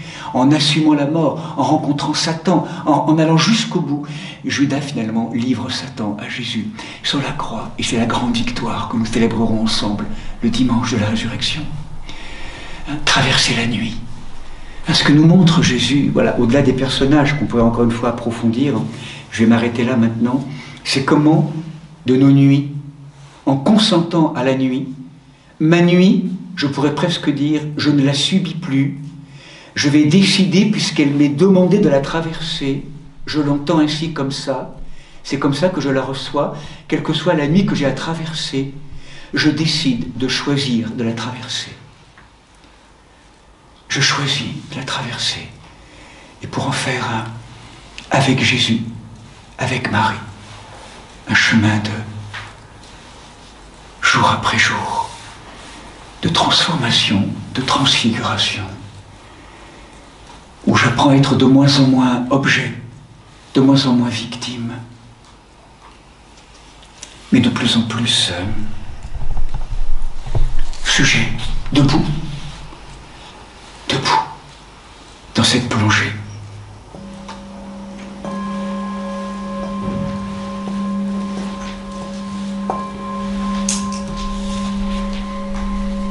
Est-ce qu'il est possible de poser des questions?